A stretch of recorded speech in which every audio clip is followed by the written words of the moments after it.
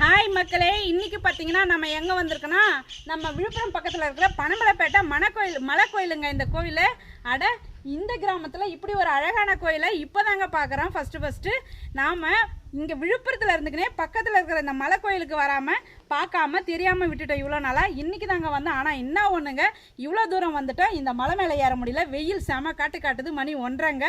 என்னால் மலை மேலே ஏற முடியல. இன்னொரு நாளைக்கு சாயங்காலத்தில் வந்து நம்ம மேலே போயிடலாம்.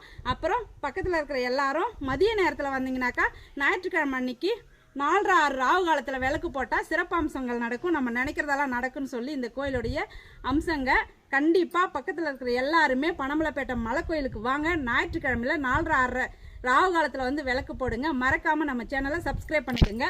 வணக்கம், தேங்க்யூ. துர்கை கோயில் பனமலைப்பேட்டை மலை மேலே இருக்கிற துர்கை அம்மா. இந்த அம்மாவுக்கு தான் ஞாயிற்றுக்கிழமை 4:30 ராவு காலத்தில் விளக்கு போடணுங்க.